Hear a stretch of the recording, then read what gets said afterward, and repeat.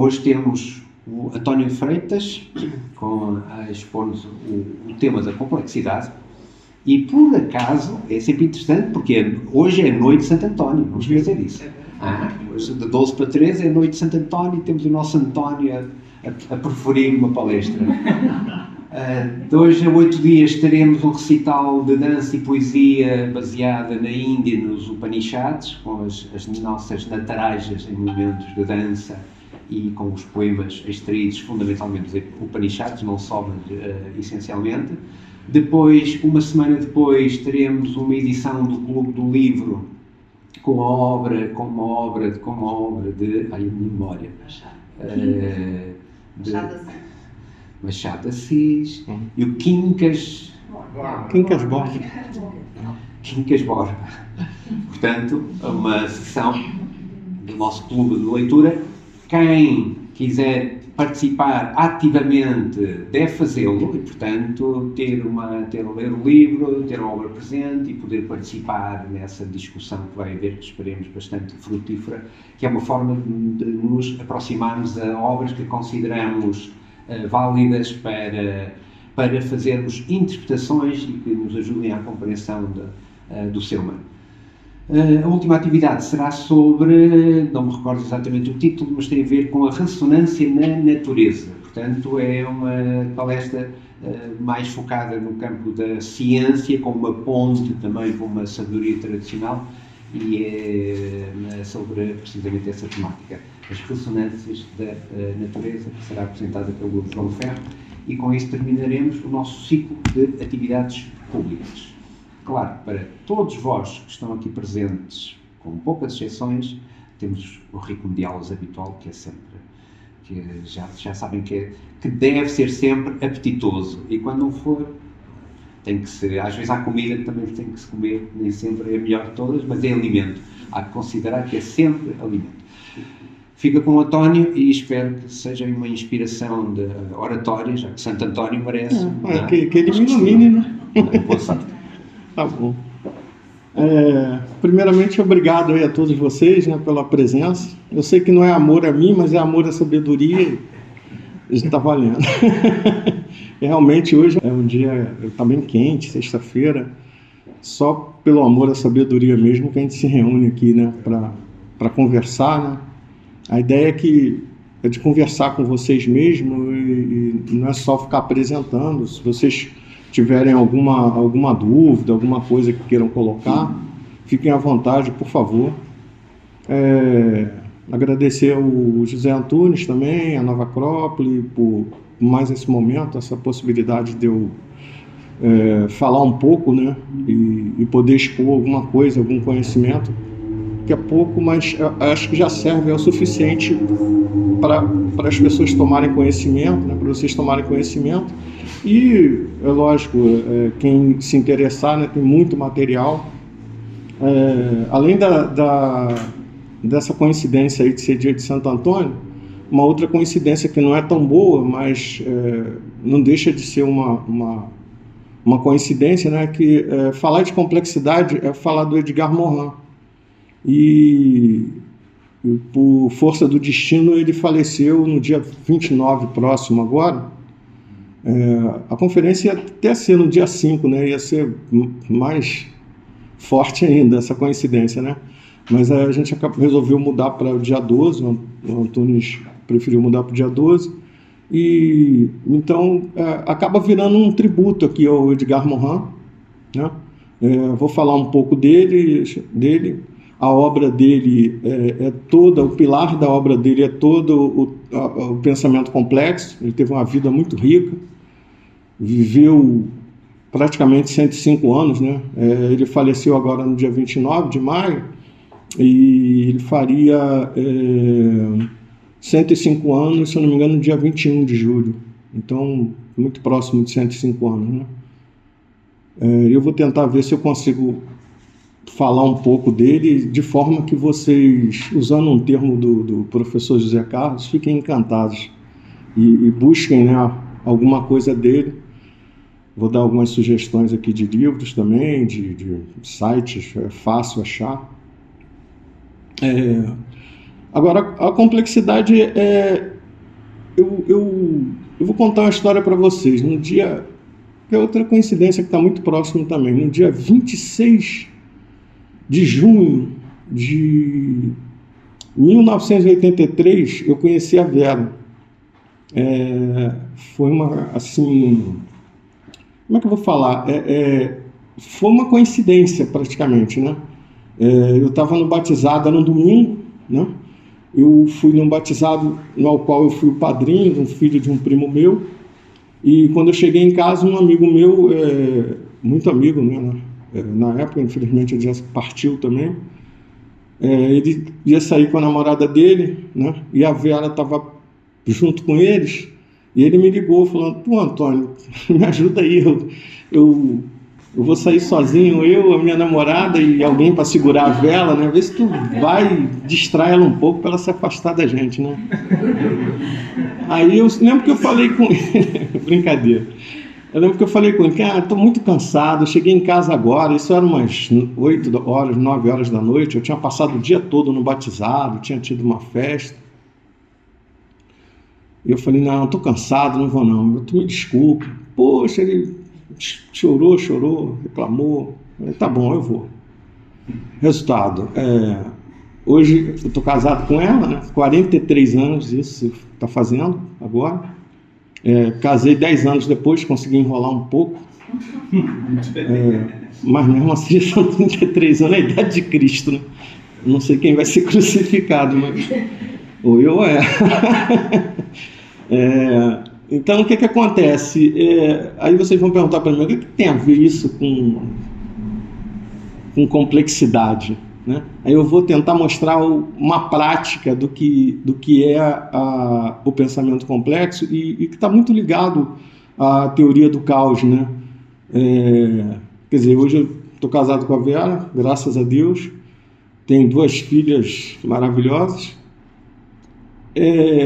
Se eu falasse para ele não, para esse meu amigo, não, e não fosse, hoje, um simples trocar o sim pelo não. Talvez hoje eu não conhecesse a Vera, né? Não estaria casado com ela. Assim, 43 anos de relacionamento, 2 filhas, uma vida maravilhosa, vocês vão dizer assim: poxa, mas sim ou não é um detalhe tão pequenininho. Essa é como é que diz? De onde partiu a teoria do caos, que é uma das bases mais fortes do pensamento complexo. Quando você tem uma variação pequena num processo que é não linear, e no final, com o passar do tempo, no início não, mas com o passar do tempo, a consequência dessa pequena variação pode ser monstruosa, né? Você vê, uma família, eu poderia não estar aqui, não teria uma família, ou teria uma outra família e ela outra, e por causa de um sim ou de um não, né? Então, vocês, não sei se agora eu estou conseguindo passar o que eu quero passar, mas no final vocês vão entender como a vida da gente, quando a gente solta alguma coisa na vida, a gente toma uma atitude, até um certo ponto a gente tem controle, depois de um certo ponto não tem mais controle, a gente perde um pouco o controle do que vai acontecer, e às vezes uma pequena variação pode causar uma mudança muito grande, né, no resultado que vem no final. Quando essa teoria do caos foi criada, foi um jargão, o criador, né, a pessoa que desenvolveu, que conseguiu entender isso aí, ele trabalhava com meteorologia e ele descobriu com programas de informática, ele fazendo o que a gente chama hoje de mapa logístico, é um modelo matemático, né? E ele usou até um jargão, disse o seguinte, que o bater de asas de uma borboleta no Brasil pode causar um tufão no Canadá. Ele, na época, usou esse... E ficou ficou conhecido tem até um filme muito bom que fala nisso. Tem vários filmes, mas tem um filme que tem esse nome, Efeito Borboleta. É um filme antigo, deve ter uns 20 anos já, mas é um filme maravilhoso e explica isso aí. Bom, dito isso, eu vou tentar mostrar para vocês como é que funciona essa questão da gente pensar a complexidade. Até o período renascentista, né, costumava separar a ciência da filosofia. Né? Não se separava a ciência da filosofia. Então, os filósofos, eles entendiam de tudo, de matemática, de física, de tudo, e inclusive filosofia e alguns de mística também.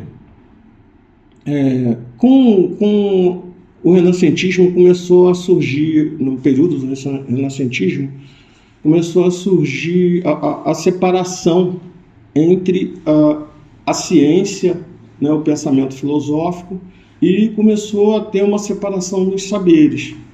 Até o século XIX, isso ainda não foi tão agudo, mas no século XIX isso ganhou muita força, né? E a gente começou a ter assim, um grau de especialização absurdo, né? Eu lembro que uma vez a Vera teve um problema no braço e eu fui no médico com ela que tratava só da mão. Ele não tratava de mais nenhuma parte do corpo, só da mão. Aquilo ali para mim eu achava assim um absurdo, né? Mas foi a tendência, né? E acabou sendo o pensamento hegemônico, né? do saber humano, essa separação, esse grau absurdo de especialização.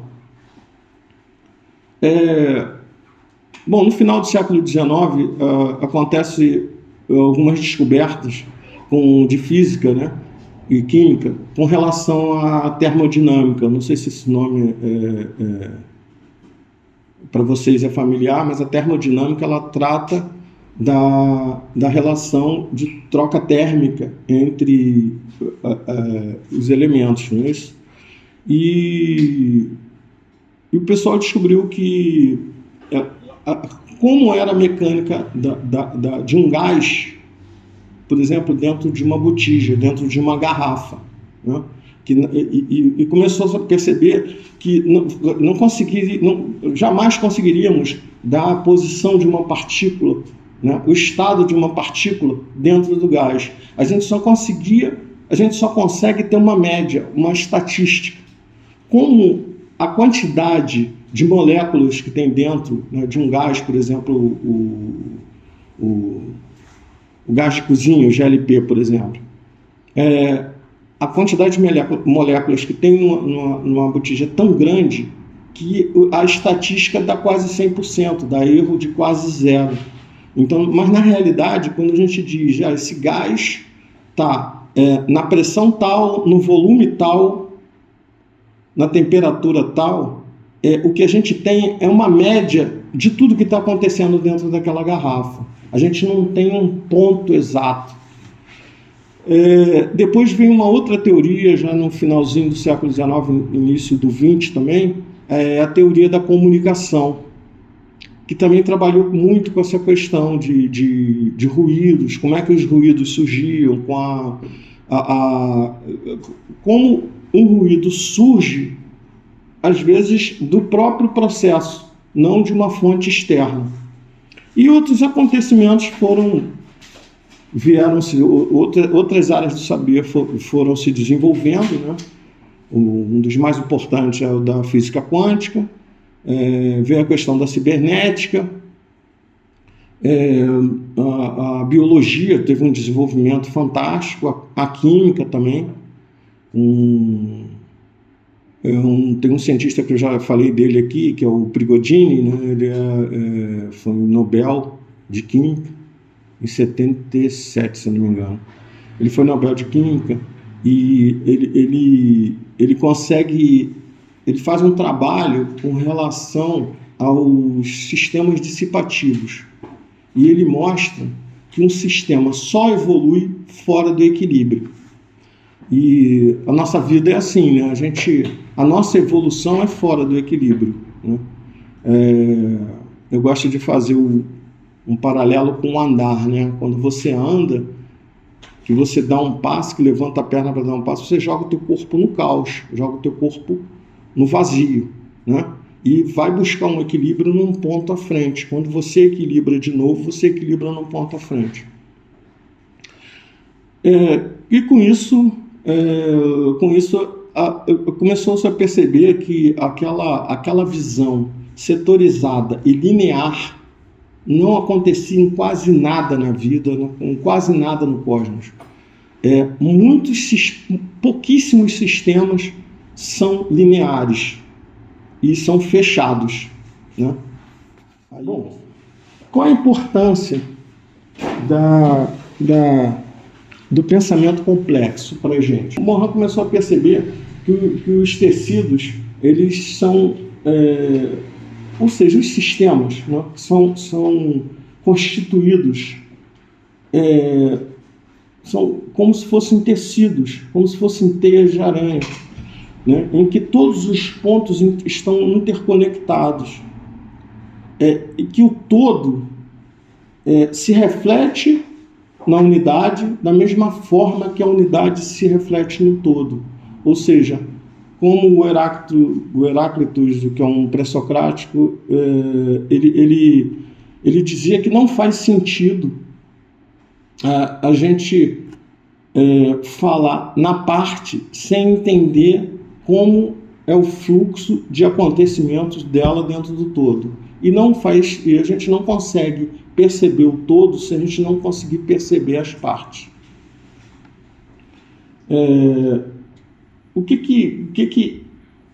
o Mohan mostra para a gente? Que é um tecido de acontecimentos, né, como ele bota ali, ações, interações, retroações e acasos que formam o nosso mundo fenomênico. Vocês vão ver com o desenvolvimento que o Mohan entende um mundo fenomênico, que é um mundo dual, né? E um mundo do todo, que é um mundo único, onde todo mundo faz parte desse todo, né? Ele traz os elementos que são emaranhados, né? Tem na física quântica tem um experimento que foi feito, né? Que quando você aproxima uma partícula subatômica da outra, ela adquire algumas informações da outra, que você pode separar elas, levar uma para a Lua, outra para Marte, e no momento instantâneo uma responde à outra, não tem nem diferença de tempo de uma para outra para essa resposta, né? Para quem conhece essa questão do spin, que é o giro que, por exemplo, um elétron dá, quando você aproxima de uma da outra, uma gira para um lado, mais ou menos assim, não é bem um giro, mas é uma analogia mais próxima. Ela gira para o lado, a outra gira para o outro, gira em sentido contrário. Se você separar aquelas partículas, levar uma para Marte e outra aqui na Terra, quando você mudar a rotação de uma, a outra muda também. É uma coisa fantástica, né? Quer dizer, isso mostra que está tudo interligado e está tudo muito próximo, né? O Mohan também ele percebe, e isso aí ele tira muito dos sistemas dissipativos, né? Que nós vivemos, né? A vida, o ser humano, a biologia, as células, todas elas exercem um processo que é um ciclo, né?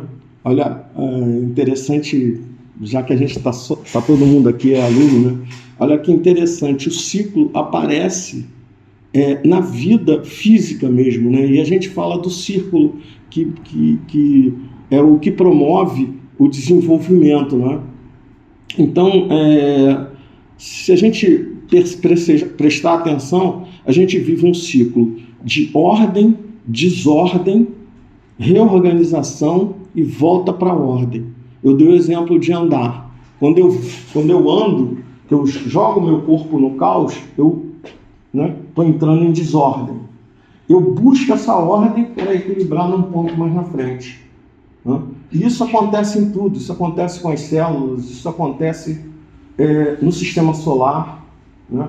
No final eu vou tentar fazer um exercício aqui com vocês. Não um exercício, eu vou mostrar para vocês uma questão que isso vai ficar interessante demais.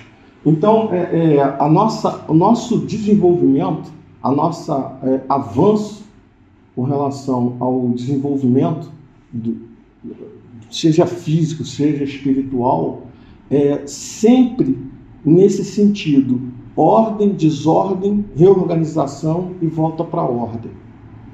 E essa busca da reorganização é que traz a evolução. Por isso que é interessante, né? Quando a gente entende que a vida para a gente, quando a gente vive uma diversidade qualquer, né? O karma, né? A gente entende que o karma existe, né? Quem acredita. O que leva ao nosso desenvolvimento é a resposta que a gente dá para aquele sofrimento que a gente está vivendo. Ou seja, não é o sofrimento em si que faz evoluir, é a resposta que a gente dá para o sofrimento. Então, quanto mais a gente busca esse conhecimento, quanto mais a gente entende, e quanto mais a gente trabalha isso, fica mais tranquilo para a gente esse círculo: ordem, desordem, reorganização e ordem. E isso foi uma percepção do Mohan. Andou? Agora eu vou ficar preocupado se está me tirando a atenção. Tudo bem, aí por que ele usa esse termo complexidade? Né? O que quer dizer esse complexidade? Essa etimologia dessa palavra para a gente vai dizer muita coisa. O complexidade vem de complexo, que é uma palavra que quer dizer tecidos juntos. Né? O tecido junto é o que eu estava falando para vocês, é uma trama, ou seja, estamos todos tecidos juntos. Entre a gente, entre o universo. O junto abraçado, né? O com é de junto e o pleter é de tecer, entrelaçar. O conhecimento humano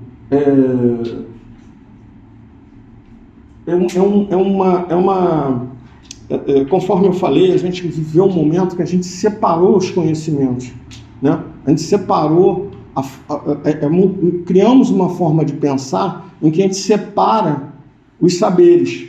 Né? Conforme eu falei, o médico, hoje você tem um médico só de mão, tem um médico que olha, é só os olhos. E eu lembro, quando eu era criança, eu lembro que eu tinha um médico, tipo um médico de família, né? Ele cuidava de mim, dos meus irmãos, e dos meus pais também.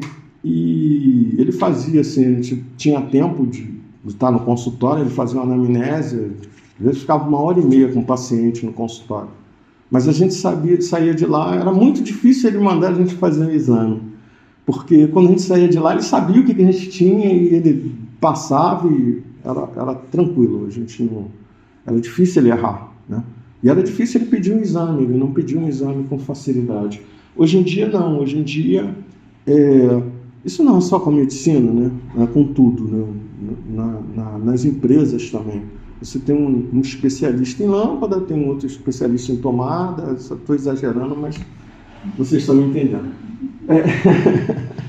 Conforme eu falei, né? O Mohan percebeu essa questão dos sistemas não lineares, que são imprevisíveis no conceito em que os elementos eles são autônomos, né? Quando a célula, por exemplo, ela toma uma decisão, ela pode, por exemplo, de repente, diante de um meio muito ácido ou alguma coisa assim, ela pode tomar uma decisão: eu não vou reagir, vou morrer. Ou ela pode tomar uma decisão.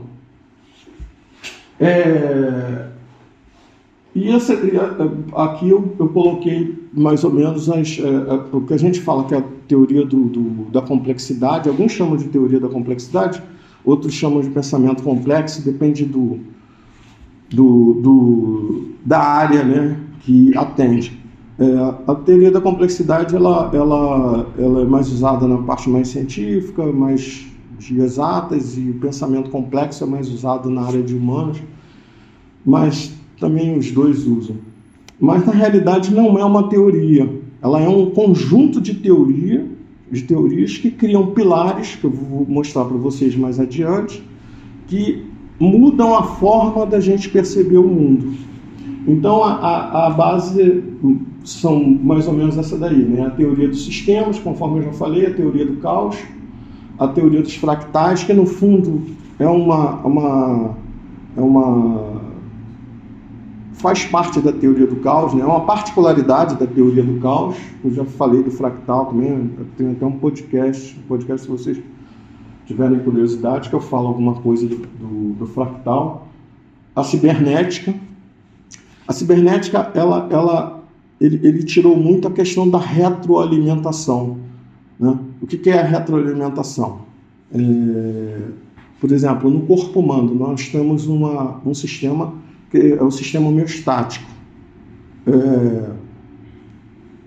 O corpo precisa mudar alguma coisa. Por exemplo, estamos com febre. Ele recebe um sinal, ele toma uma decisão, e de acordo com aquela decisão, ele realimenta para corrigir um erro, né? A gente usa muito isso na engenharia, né? Em sistemas de servomecanismos. Por exemplo, controle controle eletrônico, controle de uma máquina, motores, a gente usa muito isso. Você dá um sinal para a máquina, para a máquina ter uma reação, ela reage, no sinal, na frente você põe a resposta dela e você realimenta o sistema para saber se a máquina está atendendo. Eu nem pensei, poderia ter botado uma lousa aqui que eu ia mostrar mais ou menos o gráfico, como é que funciona. Então a cibernética, ela atua muito, ela acabou contribuindo muito para o pensamento complexo nessa questão dos processos retroalimentados. E a vida é assim, né? Um exemplo para vocês, eu vou pegar esse celular. É que nós temos um sistema que é extremamente evoluído. Mas, por exemplo, eu quero pegar o celular. Eu dou um comando para o meu braço, ele vai e pega o celular. Quando eu faço isso com robô, hoje também já está, né, a robótica já está muito. Mas no início, eu dava o comando para o robô pegar o celular. Um braço de um robô, né? Ele poderia vir aqui, aí eu recebo um sinal que ele errou para cá. Aí eu dou um sinal negativo com relação a isso. E aí ele, de repente, erra e tenta ir do lado, até ele acertar o celular, né? Então, nós trabalhamos com esses sistemas de retroalimentação. E a vida trabalha o tempo todo. E a outra teoria é a teoria geral da comunicação, né, que também contribuiu muito. Como é que eu vou explicar? Na teoria da comunicação, quando a gente faz... o João está ali, eu passo uma mensagem para ele, a minha mensagem pode chegar a ele com ruído, e ele não entender bem. Esse ruído pode ser causado por fonte externa, mas muitas vezes é causado pelo próprio processo. No estudo desse processo, vai aparecer uma coisa que é a incerteza, né? E essa questão da gente não ter o domínio total dos processos. A gente toma uma ação, e interessante, eu vou mostrar para vocês, isso aparece no Bhagavad Gita, por incrível que pareça. A partir do momento que você toma uma ação, que você joga para o universo essa ação, você é responsável e tem a liberdade de tomar a ação, mas você não é responsável pelo resultado diretamente e nem totalmente, e nem como é que diz, tem controle sobre esse resultado. Isso aí, a gente vê muito isso na vida, né? por exemplo, deu o exemplo, né, do meu caso com a Vera, se eu poderia dizer sim ou não. Eu tinha, mas eu quando disse sim, jamais eu pensei que a gente ia acabar namorando. A gente começou a namorar na hora, demorou alguns meses, uns 2 ou 3 meses. Jamais ia pensar que a gente ia namorar, casar, ter filhos, entendeu? O resultado final eu plantei, né? Isso acontece também, tem uma passagem na Bíblia, né? No Novo Testamento, que fala isso, né? Quando você coloca uma semente na terra, essa semente, você cuida da terra, você vai arar a terra, vai botar os adubos necessários, né? Vai regar, vai plantar a sementinha lá. Essas são suas ações. Agora, o crescimento dessa árvore ou dessa planta, qual que seja, já não pertence mais a gente. Isso aí já pertence à natureza. Na Bíblia diz, né, lógico, pertence a Deus. É uma ordem divina, né? A gente para pensar, quem é que fala para os elementos, para os sais minerais, que ela tem que atuar naquela semente e se compor e recompor para fazer com que aquela semente cresça, né? A gente não sabe, né? Esse é o mistério. Mas existe uma ordem por trás disso tudo. E essa ordem, nós não conseguimos ter controle sobre isso. Teria que ser um ser de conhecimento infinito para ter controle sobre todos. Aí seria só Deus mesmo, né? Oi? Por exemplo, assim, quando a questão do ruído da comunicação que você estava comentando, poderia ser também a forma como as coisas que a gente fala, e através do que a gente fala, a resposta que a gente achava que ia ter não foi. Esse é o falta de controle, a questão do controle, né? Isso. Você fala alguma coisa para uma pessoa, essa pessoa recebe essa informação e nem sempre é uma forma boa que você pensou, né? Isso. Seria. Você sabe o que... Não controle a desordem, no caso. É isso. Você sabe o que você falou, mas você não sabe o que a outra pessoa escutou.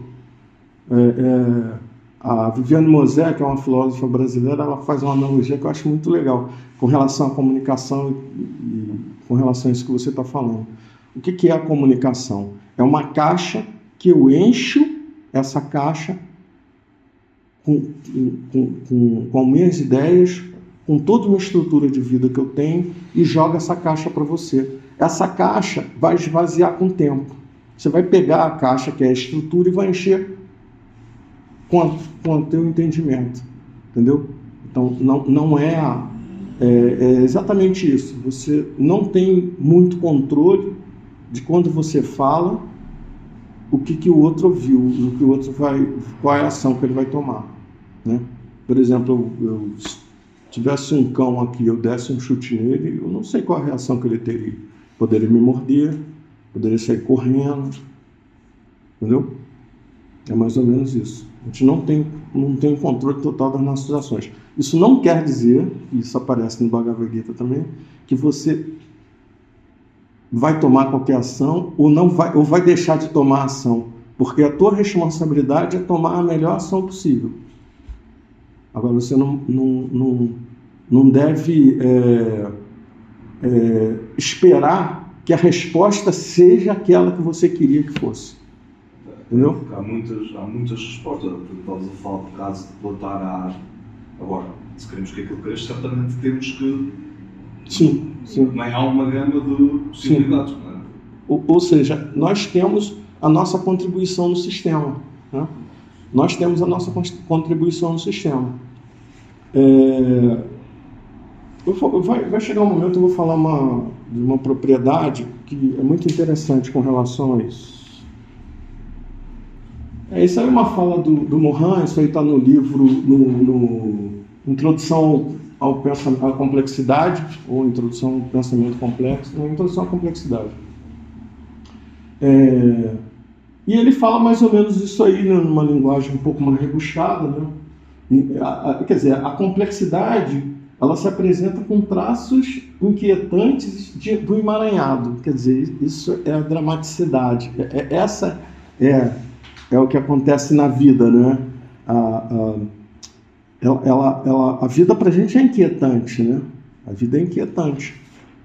Não é à toa que, né, todos vocês estão aqui, eu também, né? Numa sexta-feira, num calor desse, né? Copa do Mundo, estudando, né? A gente está estudando. Por quê? Porque a vida ela é inquietante, ela exige da gente uma necessidade de busca, né? Essa busca inquietante, por conta disso tudo, né? Que a gente está discutindo até agora. Aí ele fala da inextricável, quer dizer, que não é inseparável, ou seja, nós todos fazemos parte de um tecido, né?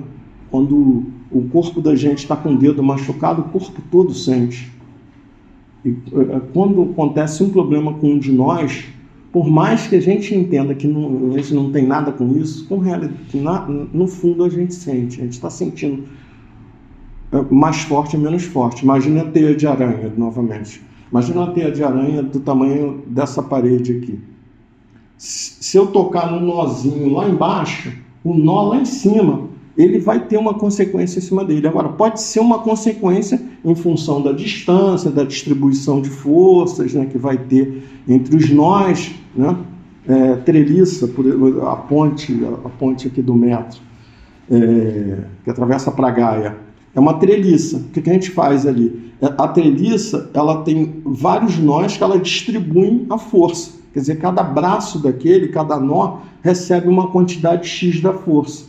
Dependendo da posição que está passando o metro, o nó mais na frente está sentindo menos tensão, mais atrás está sentindo mais, mas todo mundo na ponte está sentindo tensão. Todo mundo está segurando um pedacinho, né? Isso aí é legal porque, por exemplo, da gente perceber, né? Porque eu costumo dizer o seguinte: tem uma propriedade que é cósmica, é física, é ciência também, que diz que o cosmos ele busca o equilíbrio sempre, ele é simétrico, a gente chama de propriedade simétrica, ele está sempre buscando o equilíbrio. Qual a analogia que eu trago para mim? E isso tem a ver até com uma pergunta que o Caio fez e o Márcio fez. Por que pessoas boas sofrem? E pessoas mais, às vezes, as nossas olhos parece que elas estão bem demais. Né? Quando eu pratico um bem, eu estou na rua, vejo uma senhora cair e vou ajudar, uma coisa simples às vezes, isso é no meu entender. Eu estou compensando o mal que alguém está fazendo. Entendeu? Essa é a importância da gente fazer o bem, independente do que vai acontecer com a gente. Primeiro, que a gente não sabe, né, se que a gente vai passar é um sofrimento. É um sofrimento porque, da forma que a gente enxerga, a gente sofre. Por quê? Porque a gente é muito apegado, a gente está muito identificado com o ego da personalidade, né? Não vou falar ego aqui, eu estou falando da personalidade. Então, a gente está muito identificado com o ego. Então, por exemplo, perder um carro cria um sofrimento do caramba, né? Então a gente não consegue entender isso. Pô, se eu sou tão bom, eu perco um carro, vou deixar de ser bom? Não. Por quê? Porque aquilo ali, primeiro a gente não sabe se aquilo é bom ou mal. Aquele carro eu poderia morrer num acidente daqui a 2 anos, se eu continuasse com ele, eu não sei. Entra na teoria do caos, né? Eu não sei o que vai acontecer comigo quando eu sair naquela porta. Ninguém sabe. Então, quando eu pratico bem, eu acho que o que a gente tem que pensar é o seguinte: eu estou compensando uma outra força em sentido contrário ao que eu estou fazendo nessa teia que é a vida, que é o cosmos, que é o universo, entendeu? Que é esse mundo que a gente está dividindo, que está todo mundo dividindo. Então, eu não posso fazer o bem, eu não posso exercer o imperativo categórico do Kant pensando que eu vou ter um retorno daquilo. Isso nessa visão não faz sentido, porque eu não sei qual é o que é melhor para mim. Começa por aí. E segundo, é que mesmo que eu sofra uma coisa que de repente eu não é condizente com a minha ação, aquela ação minha, ela pro todo, ela está fazendo um resultado. E se ela está dando um resultado, isso é o que deveria importar para a gente. Esse é um imperativo categórico, né? Bom, aí aqui eu uma pincelada com o Edgar Morin, tinha falado 21 anos que ele nasceu. Ele nasceu em 8 de julho de 1921, né? Por um acaso, ele faleceu agora, dia 29, né? 29 de maio. Ele é francês, mas a família dele acho que era safardita, né? Serfadita, né? Da Espanha. Ele tem muita interligação com outros povos, né? E ele é formado em História e Advocacia, mas depois ele acaba se envolvendo com filosofia, com sociologia, com epistemologia. Ele tendia, ele entrou. Ele era um intelectual assim, muito completo, mas muito completo mesmo. Ele participou da resistência aos nazistas na França. E ele tem um livro que eu acho que é Meus Demônios, se eu não me engano. Eu li esse livro uns 15, 20 anos atrás no Brasil, que é um livro muito bom, que ele faz uma autobiografia e ele conta como é que foi essa construção desse pensamento dele. Ele tem como a obra mais importante o Método. É uma coleção de 6 livros.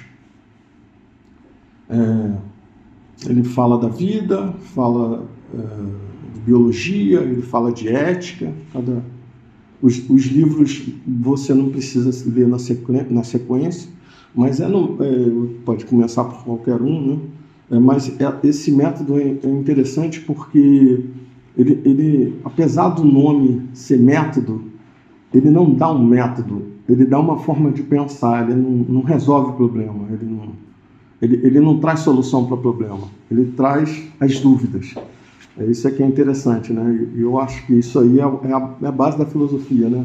Filosofia, para mim, não é para trazer resposta, é para trazer as dúvidas, né? Trazer as perguntas. E ele tem muitos livros, mas muitos livros mesmo, mas esse método é o auge da obra dele. Ele chegou no cume do desenvolvimento do pensamento dele. Quem lê o método e conseguir entender, tem ali todo o pensamento dele, tem toda a visão do pensamento complexo. Aí ele entende que a complexidade é um progresso do pensamento humano,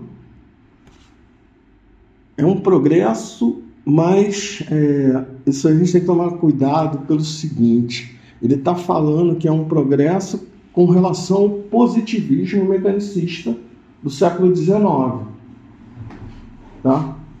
Lógico, quando a gente fala no conhecimento da dualidade, dentro da dualidade, no conhecimento científico, lógico que hoje a gente tem uma tecnologia avançadíssima, né? Mas, conforme eu falei aqui,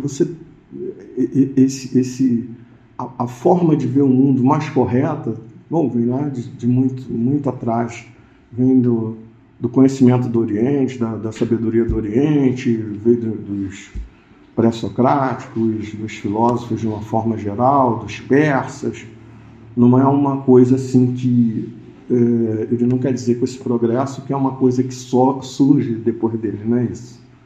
Ele está fazendo uma relação com o pensamento positivista. Tá? Ele é interessante, né? Que ele é muito poético. Ele diz o seguinte, que como ele... Eu vou falar aqui de um dos pilares, que é o pensamento dualógico, né? Que é você não apenas unir os contrários, mas interagir eles, né? Isso vem lá do Hermes Trismegisto, né? Por exemplo, quando a gente fala da polaridade, eu não lembro qual é a lei. A primeira tudo é mental, depois é tudo... Acho que é a terceira ou a quarta lei do Hermes Trismegisto. Ele fala da polaridade, que é isso, né? Um exemplo, você está numa reta entre o calor e o frio. Onde começa o calor e termina o frio, a gente não sabe. Então você tem que interagir essas diferenças para poder tirar dali uma elevação do conhecimento. Esse aqui é os exemplos do livro, eu botei para vocês verem. Botei 3 livros como exemplo do método, mas são 6 livros, e os livros estão ali. A Natureza da Natureza, A Vida da Vida, que ele fala muito dessa questão, é muito bonito. Esse 2, para mim, é o mais bonito.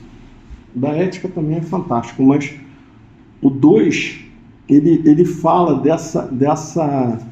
dessa união dos opostos, exatamente aquilo que eu estava falando, da união dos opostos, da interação entre eles, né? Como os opostos se completam. Nesse livro, ele narra no livro, por exemplo, que ele fala da célula, né? Que é um sistema semi-aberto, ela é fechada no processo dela, mas ela é aberta com relação ao meio, na troca de energia, troca de alimentos, por exemplo, né? Então, conforme eu estava falando, quando de acordo com o meio, como é também um processo retroalimentado, de acordo com o meio, ela toma decisões. Então, esse ponto é muito bonito, né? Primeiro, você tem o DNA, que o DNA é como se fosse um processo holográfico, né? Cada parte tem o conhecimento do todo, né? O que é o DNA nosso? O DNA é uma partezinha nossa, de uma célula, que tem a informação do corpo todo, né? Um dos pilares do pensamento complexo é a holografia. Então, na célula, conforme eu estava dizendo, a célula também tem o genom, que ele chama de genom, e o fenom. O genom é o genético. O genético é a ordem, não é a ordem, como é que diz? A lei. É a lei. Vamos botar assim, é a lei. As células, elas têm que ser todas iguais, né? Teoricamente, ela teria que ser todas iguais.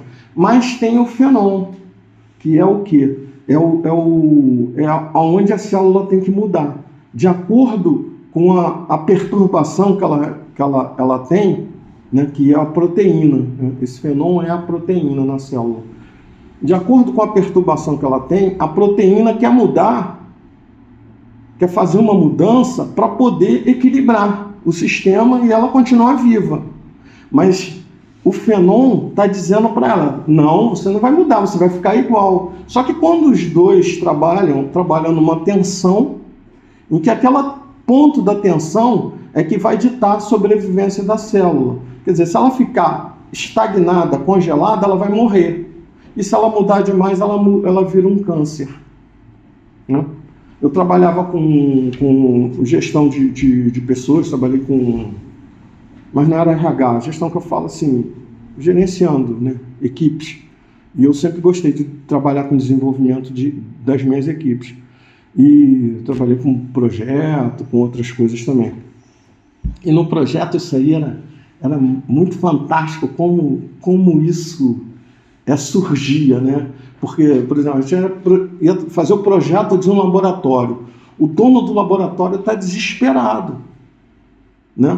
fazer um paralelo, o dono de um supermercado, vamos inaugurar um supermercado.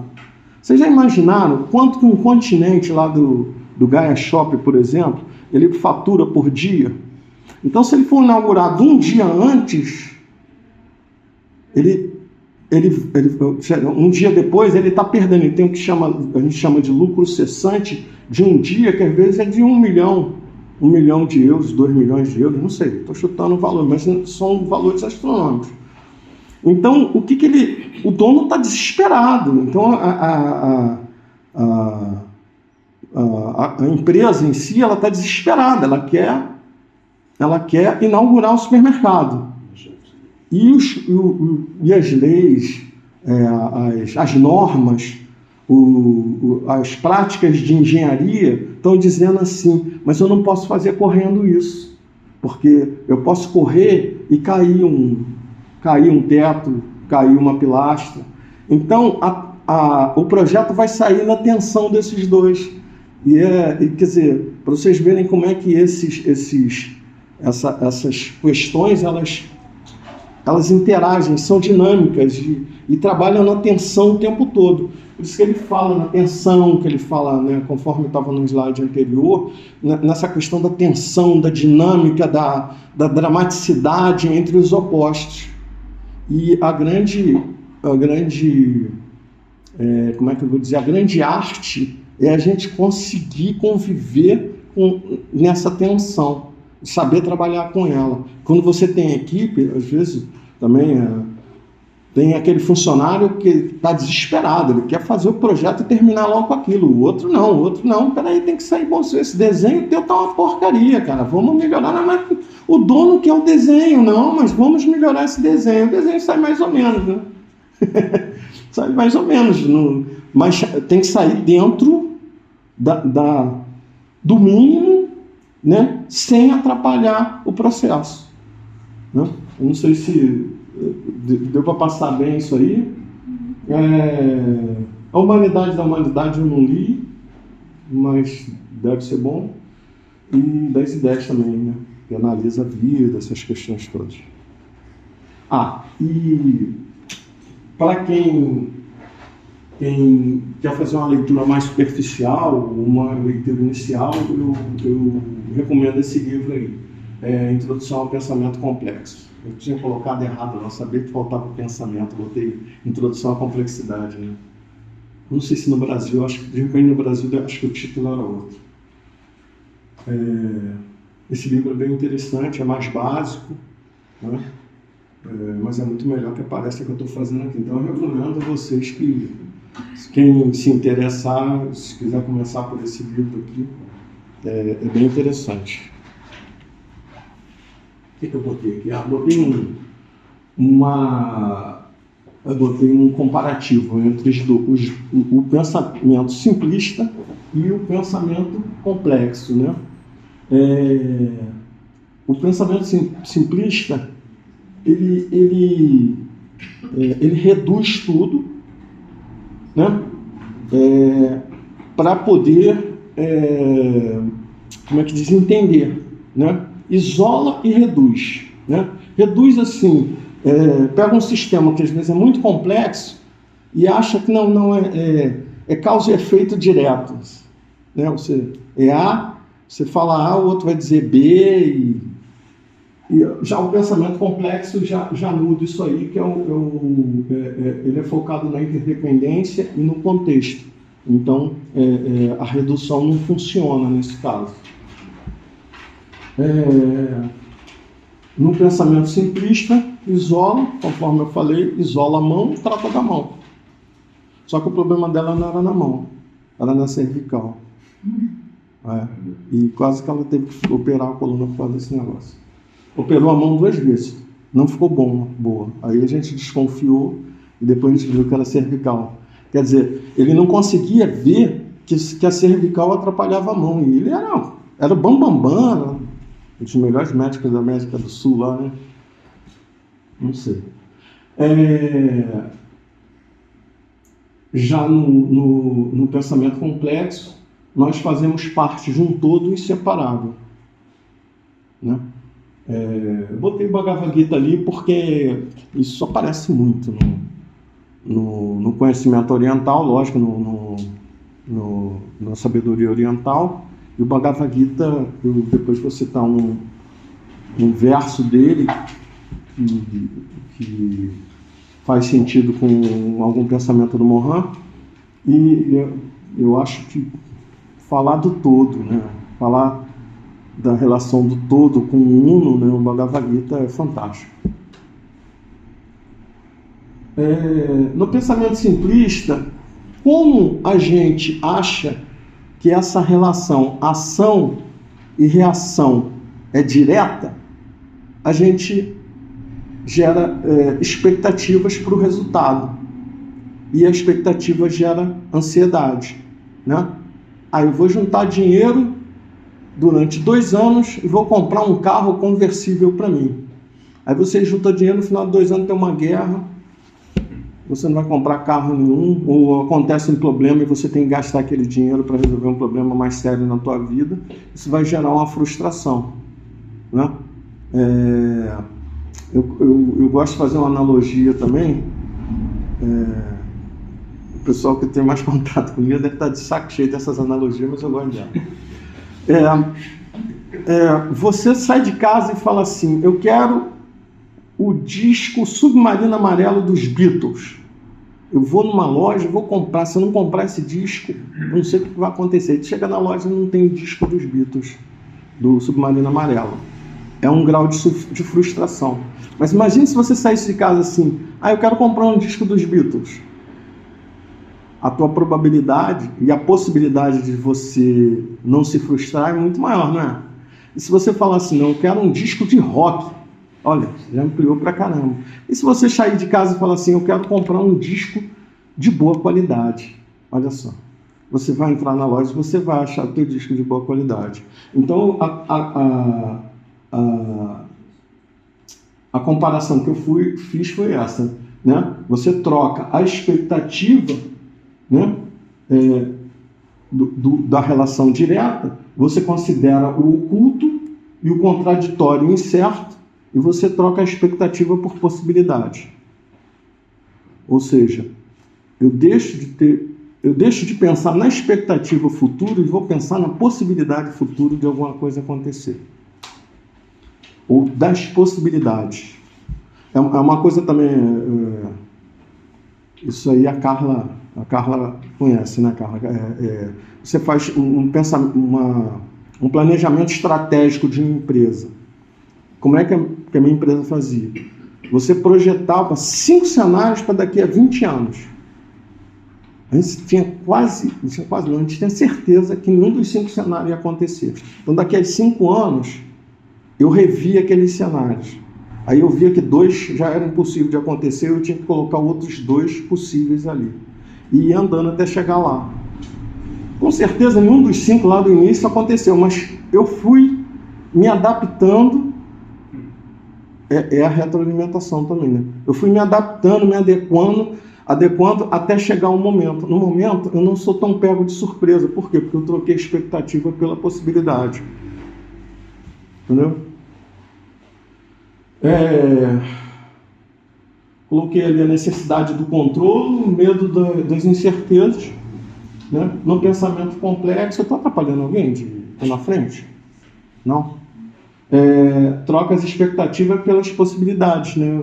Eu dei um spoiler. Mas exatamente, nos 2 casos, né? Você troca o que te gera maior ansiedade, que é a expectativa, né? Lembra que eu falei lá atrás que uma das bases do pensamento complexo é esse, né? Você, do sistema aberto, né? Uma das maiores características do sistema aberto, que trabalha fora do equilíbrio, um sistema antecipativo, é que você não tem... Você dispara um processo, mas normalmente você não tem controle do que vai acontecer no passar do tempo, principalmente quando o tempo é muito longo após você disparar a tua ação. Aí Eu fiz os pilares que eu acho mais importantes, né, do pensamento complexo. É o dialógico, conforme eu já falei para vocês, que é unir os contrários e fazer que eles se interajam. E entender essa... Outro dia eu estava até comentando com o Antunes, que eu estava vendo a etimologia da palavra diversidade e adversidade. Eu fiquei curioso, né? Eu falei, vou ver o que é adversidade, o que é diversidade, porque é muito próximo, né? A raiz é a mesma. Vem do verbo, acho que é divertere, divertere, né? Do latim. E tem o a, que é contrário, né? E o outro tem o dis, que é o outro lado.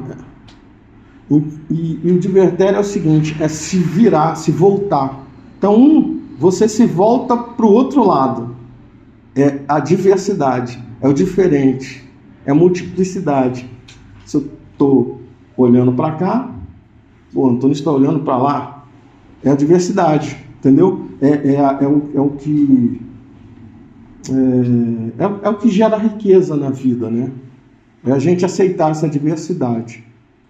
E a diversidade, você coloca o A na frente, é se virar ao contrário. Então você, de qualquer maneira, nos dois casos, tanto na diversidade como na adversidade, é aquele que volta para outro lado. Um vai voltar para outro lado, vai de encontro a você. Imagine, eu dei exemplo, por exemplo, é triste, né? Eu dei o exemplo do gás. Imagine aquelas moléculas, como é que elas estão batendo com força, e cada uma para um lado. Elas olham, então a hora que uma vai para um lado, outra para o outro, uma hora elas se chocam, né? Elas se chocam. Então, a conclusão que eu cheguei é o seguinte: quando a gente consegue entender melhor e aceitar a diversidade, a gente se prepara para a adversidade. Essa é a conclusão que eu cheguei. O princípio da recursão organizacional. Isso aí também está muito ligado à biologia, que tem um conceito da autopoiese, que para mim é a melhor definição de vida biológica, né? A melhor definição de vida biológica, por exemplo, uma cortiça, uma rolha de vinho. Já estou pensando no vinho, poxa, que droga. Aí, uma rolha. Aquela rolha tem vida? Ela não tem vida, né? A gente é intuitivo, né? Ninguém fala assim, a rolha está viva. Não está viva. Mas ela tem todos os elementos da casca quando está na árvore. Ela tem as moléculas, tem o DNA, tem a proteína. Está tudo nela. Qual é a diferença? É o processo, né? É o processo. E esse processo eles chamam de autopoiese, que é um processo de sistemas autogeradores, eles se geram a si mesmo, né? A célula se gera a si mesmo, né? A célula se divide. Ela gera uma outra célula a partir dela. Lógico que ela precisa de energia, precisa de elementos do meio, mas o processo de duplicação de uma célula é dela. Ela se regenera e ela se auto-organiza. Então, o processo de recursão vem muito disso aí, dessa questão, são sistemas autogerativos, autorregenerativos e auto-organizantes, tá? O outro princípio é o holográfico. Holografia é um processo de fotografia holográfica, por exemplo. É um processo que é feito com laser. Ela é feita em 2 estágios, né? E esse processo de laser na foto, quando a gente vê uma foto holográfica, cada pedacinho da foto tem a informação da foto toda. Isso é termo esquisito de explicar. No fractal a gente vê isso, por exemplo. A gente pega uma couve-flor, tu tira um galinho da couve-flor, é muito parecido com a couve-flor toda. Quando a gente fala falei do DNA, o DNA também a gente tem a informação do corpo todo. Numa célula a gente tem informação do corpo todo, né? Mesmo assim, elas são diferentes, porque você tem a célula do fígado, a célula da pele, a célula da retina, são células diferentes, mas todas elas têm informação do teu sistema, do teu corpo. Isso é muito bacana. O princípio emergente, isso aí é muito legal. Quem trabalhou com a equipe, ou quem trabalha com a equipe, sabe disso. Por exemplo, se a gente fosse fazer um exercício aqui, qualquer, a gente talvez resolvesse o exercício porque, talvez não, a gente ia resolver o exercício porque, com certeza, ia aparecer propriedades, capacidades, habilidades do grupo para resolver aquele exercício que nenhum de nós conseguisse fazer sozinho. Isso acontece muito em equipe. Outra analogia que eu faço com isso é com relação ao bolo, né? Ninguém come 4 ovos puros, ninguém come 2 xícaras de farinha, 2 xícaras de açúcar, um copo de óleo, né? O 250 gramas de manteiga. Já pensou de pegar um tablete de manteiga, 250 gramas de comer? Assim não é esquisito. Mas quando você junta tudo, surge uma propriedade que nenhum daqueles elementos tem. O sabor do bolo, a textura do bolo, o aroma, a água também é outra analogia que eu gosto muito. Se eu pegar uma molécula de H2O, por exemplo, esse copo aqui, qual é o estado dessa água? Vou até aproveitar e beber. Desculpa, boa, né? Qual é o estado dessa água? É líquida, né? Ela tem mais 2 estados. Ela tem o gasoso e o sólido, né? Agora, se eu pegar aqui uma molécula desse copo, qual é o estado que essa molécula está? Nenhum dos 3. Ela não tem estado. Ou seja, o estado da matéria, ela só surge quando você tem uma união de vários elementos, né? Então tu não podes dizer que a molécula está sólida. Oi? Não podes dizer que a molécula da água está sólida. Sólida, gasoso. Não, porque... Como é que... No ar também está igual. Isso. Porque o que acontece? O estado depende do grau de energia que você tem na molécula. Okay. Elas estão mais separadas ou mais juntas, não é isso? Ok, então pois. Então uma está separada junto de quem? De ninguém. Então não existe essa... Né? Outro estado seria o plasma, mas não é outro caso, é uma temperatura muito elevada.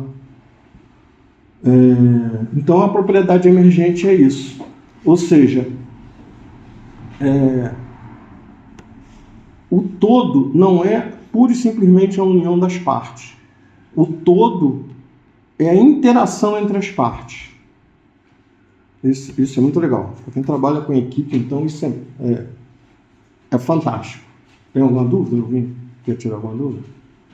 Não faltou o princípio da inseparabilidade. Você pulou. Esqueci. O princípio da inseparabilidade, o nome já diz, né? É impossível você isolar alguma coisa no mundo. É impossível. Está tudo interligado.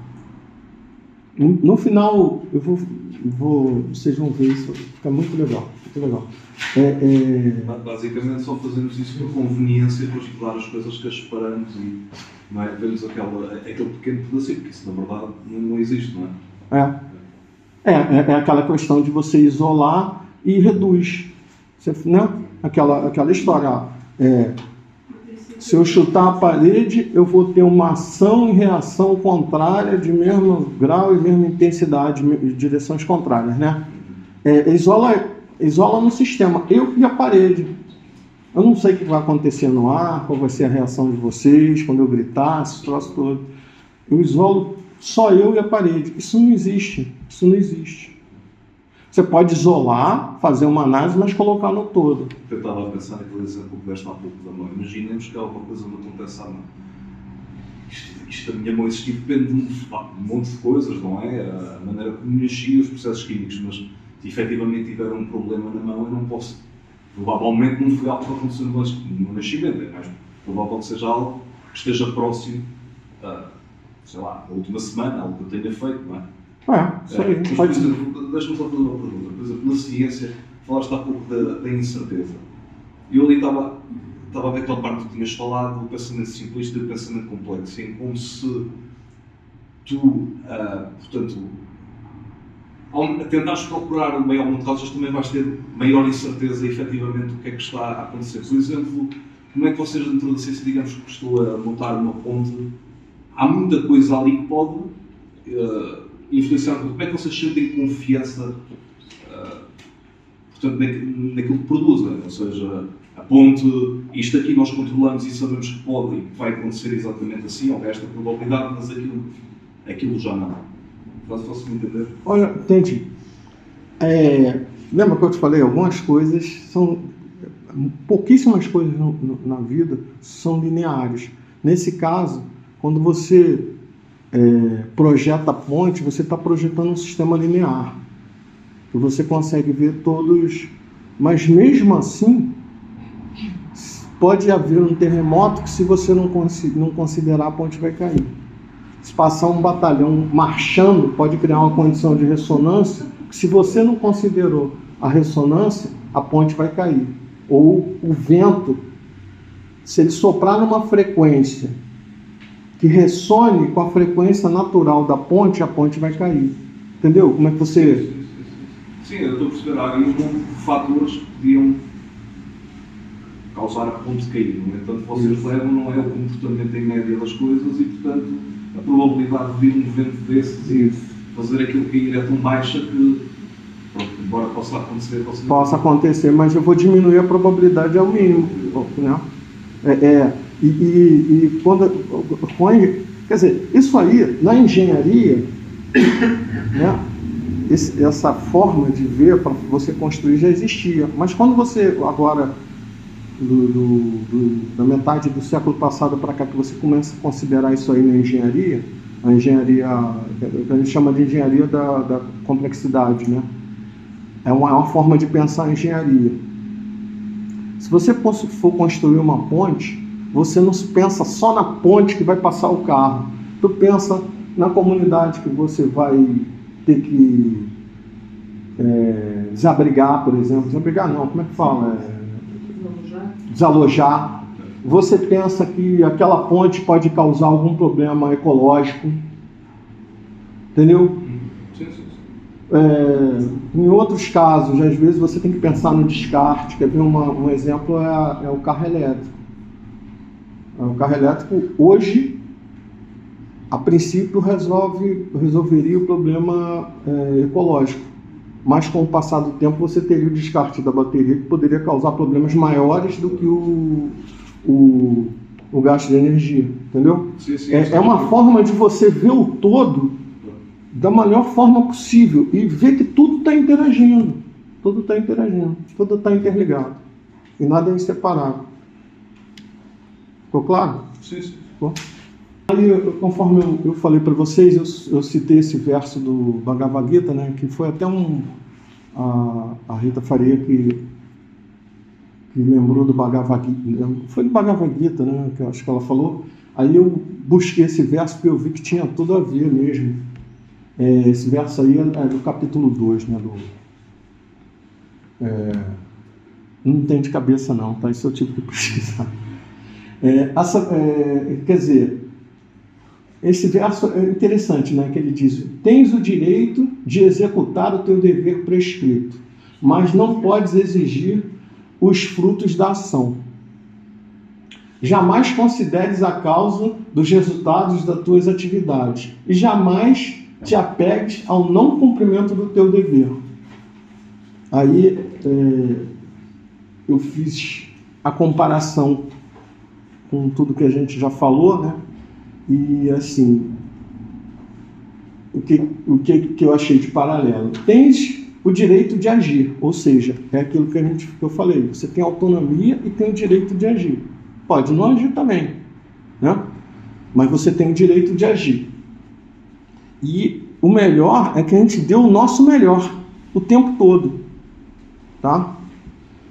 Não tens o direito aos frutos, ou seja, eu venho fazer uma palestra aqui, aí vamos supor que vocês gostaram da palestra, aí eu saio daqui e falei, pô, sou o maior palestrante do mundo. Não, porque sem vocês eu não seria palestrante, e dependendo do que acontecesse, eu poderia, quase que eu não sei se vocês repararam, eu perdi um pouco o início, eu fiquei meio desconcentrado, porque não funcionava a transição dos slides, né? Então, por mais que eu tenha me preparado, uma coisa que eu não considerei, que eu poderia ter considerado, que é a minha interação com a máquina, eu não considerei. E quase que me tira aqui eu demorei um tempo, né? Não sei se vocês já pararam isso, né? Estou sendo sincero que só tem a turma aqui. E a gente está aprendendo, né? Eu sei que eu quero aprender. Então, quase que isso me tira, quase que derruba a minha palestra. Então, quando ele fala assim, você não tem direito ao fruto. Por quê? Porque apesar de você dar o teu melhor, o que você está construindo é em conjunto com um todo. Você está fazendo parte de um todo. Então o fruto não é só teu, o fruto é do todo. Né? Lógico, em termos religioso, você pode dizer assim, é de Deus, ou é de uma ordem. Que ordem é essa? É de uma organização, de uma inteligência, né? Que está para cima da nossa capacidade de entender. Para mim é Deus isso, né? É a forma que eu vejo Deus. Não seja a causa dos resultados. Ou seja, não te enchas de orgulho pelas vitórias, nem de culpa pelas derrotas. Isso aí é interessante, né? Porque um dos maiores problemas que a gente tem é a culpa, né? E o orgulho, né? Esse orgulho, até um certo ponto, é saudável. Passando desse ponto, começa a ficar, pode ser patológico, né? Pode ser problemático. E a culpa é sempre ruim. Eu acho que a gente tem que entender o que aconteceu, refletir sobre o que aconteceu, entender o que a gente fez de errado, o que a gente pode melhorar e seguir em frente. Eu estou lembrando aqui, tem uma passagem, uma fala do Jung interessante, que ele fez uma entrevista. Carl Jung, acho que todo mundo aqui conhece. Uma entrevista, um repórter perguntou para ele, Jung, você consegue fazer uma analogia, explicar para a gente o que é um louco? Aí ele falou assim, imagine uma carreta carregada de maçãs. Essa carreta está atravessando uma estrada. Aí ela bate num acidente qualquer da estrada e vira. E derrama todas as maçãs. O louco vai sentar, a pessoa normal vai sentar no meio-fio, um tempo, meio desconcentrado, vai chorar, mas vai passar aquele momento, ele vai desvirar a carreta, encher de maçã de novo e seguir o caminho dele, com as maçãs que sobraram. O louco vai ficar chorando e não vai conseguir mais sair do caminho. Então, essa é a preocupação com a culpa, né?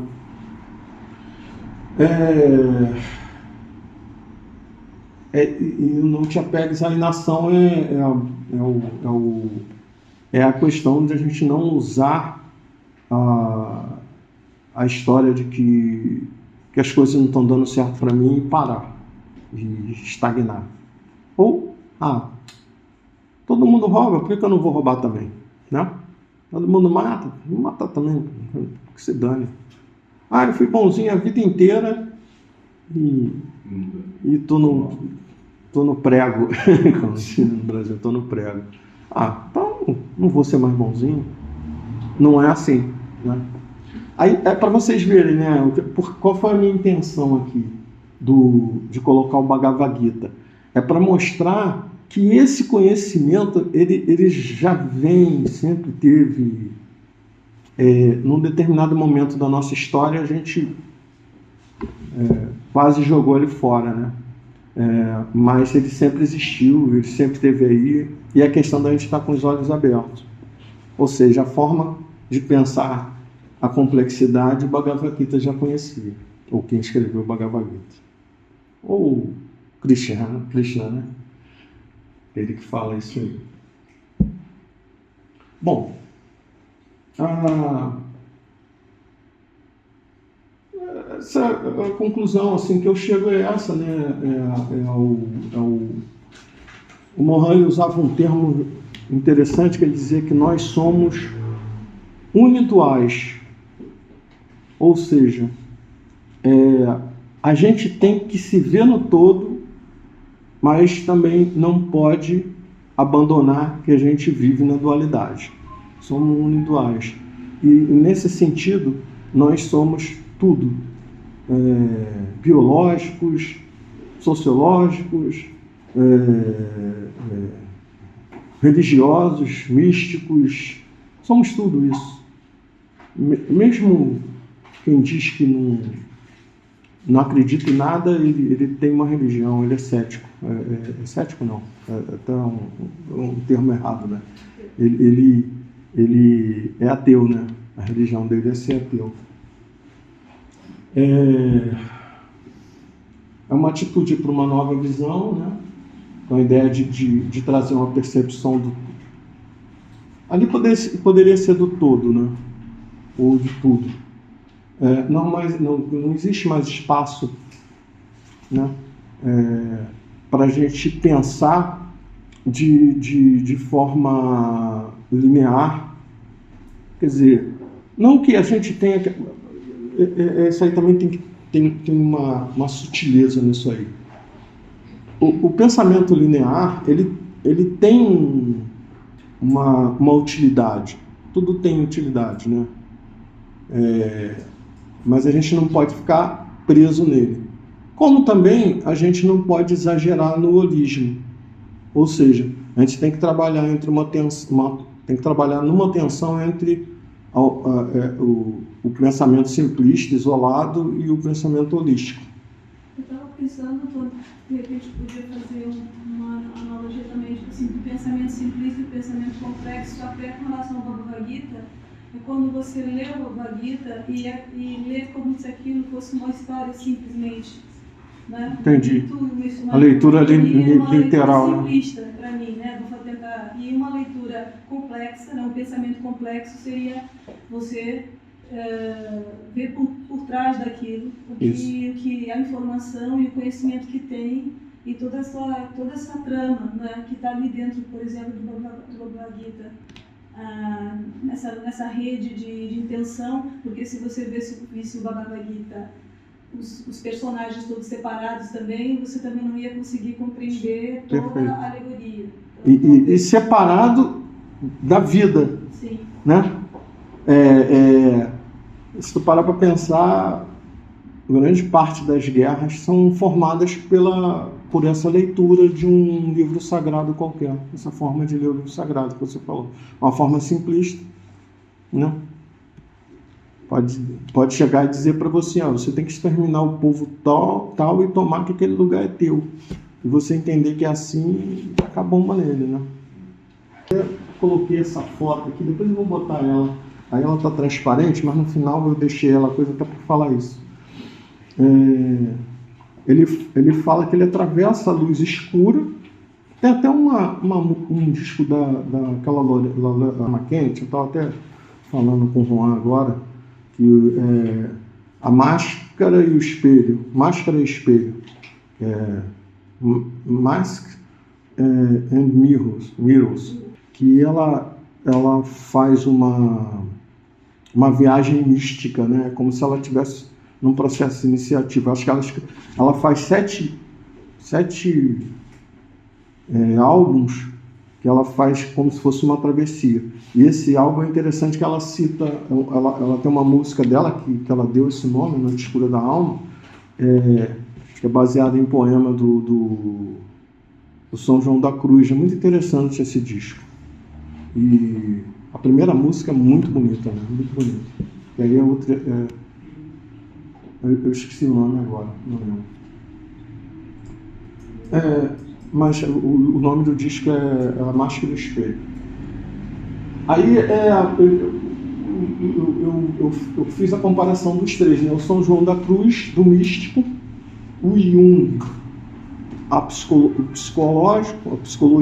e o Morin, que é mais voltado para a ciência, né? Falando praticamente a mesma coisa. Porque o São João da Cruz fala dessa viagem mística, né, que é você atravessar a noite escura com a luz da alma, né, guiado pela luz da alma. O Jung fala do processo de individuação, que é você alcançar a unidade quando você integra o consciente e o inconsciente, né? E você, quando você trabalha com essa forma dialógica entre consciente e inconsciente, que você acaba chegando a uma unidade, a uma completude, né? Que ele chama de individuação. E o Morin fala dessa dialógica com relação à vida, com relação à ciência, com relação a tudo, né? Eu achei muito interessante essa similaridade entre os três. Bom, uma coisa que eu queria deixar claro aqui, que eu não concordo com a ideia de unir tudo, unir a ciência e filosofia, e eu não concordo muito com a ideia que tem que transformar tudo numa coisa só. A ideia que eu quero passar aqui é que elas se conversem, que elas se completem. É realmente a dialógica, né? Entre a prosa e a poesia, entre o escuro e o claro, entre a ciência, a filosofia, entre a ciência e o místico, né? Eu acho que a gente consegue ter esse diálogo muito saudável entre todos esses saberes humanos e entender melhor como é que a gente se porta na vida, né? Lógico, o pensamento complexo, ele foi, quando o Morin começou a trabalhar isso, ele pensou na educação. A ideia dele era a educação, né? O lado sociólogo dele falando mais forte. Mas, hoje, quase todos os saberes humanos trabalham com a teoria da complexidade. Você tem a teoria da complexidade na robótica, você tem na educação, você tem no direito, você tem na biologia, na ecologia. Você consegue ter uma utilidade do pensamento complexo em praticamente todos os setores do pensamento humano, né? Então é esse diálogo, essa conversa e a união e a interação entre esses diferentes, né, conforme eu falei da diversidade com a diversidade, é isso que talvez traga um engrandecimento, né, que traga esse crescimento do nosso conhecimento, do nosso pensar. Bom, aqui em Portugal todo mundo conhece essa árvore, né? Hã? António, não é uma pergunta. Falta quanto tempo? São 21h40. Já está lá 1h40. Que isso? Sim. Posso terminar aqui? Cara, só tem 12 slides, 10 slides, sei lá, não sei. Então, mas deixa eu terminar isso aqui então. Claro. É rápido. Nem vou falando o que está escrito aí, não. Se vocês tiram foto depois, se quiser. Deixa eu te falar. Todo mundo, aqui em Portugal todo mundo conhece essa árvore, né? É o quê? É um carvalho. É um carvalho. É um carvalho. O carvalho, é só uma curiosidade, eu só queria passar essa curiosidade que eu acho muito interessante. Um carvalho, quando ele chega numa idade adulta, ele chega em torno de 10 mil quilos, tá? Ele verde, ou seja, ele cheio dos líquidos, da seiva, da água, de tudo. Se você secar a árvore, ela vira isso aqui, ó. Isso aqui é uma madeira seca, né? E quando você seca o carvalho, o peso dele cai para metade, cai para 5 mil quilos mais ou menos, de 4 a 5 mil quilos. Tem carvalho que chega a 30 toneladas, 30 mil quilos, né? Mas normalmente fica por volta de 10 mil quilos. Aí eu quero perguntar para vocês o seguinte: de que é feito essa parte sólida? De que é feito isso aqui? Alguém arrisca? Vem da onde? Do ar. É simples? Quem falou do ar? A esposa. Bom, ela aí não. Eu não sou isso. Ela queria acabar. Acabou a alegria, não é pra você acabar mais rápido. Então tá bom, vou até. Eu ia ganhar uns 5 minutos nessa brincadeira. Para pensar. Essa árvore é feita de ar. A madeira, isso aqui é ar. E eu vou ser sincero para vocês, nós somos ar também. Porque a planta, ela fabrica o alimento dela. Algum animal comeu a planta e a gente come algum animal. Ou come o animal que comeu outro animal que comeu a planta. Ou come a planta. A árvore é feita de carbono. A terra quase não tem carbono, quase zero. Eu ia falar da experiência que foi feita que prova isso aí, mas depois, se vocês quiserem, eu converso. A planta, ela tem as folhas, aqui ela chupa a água, né?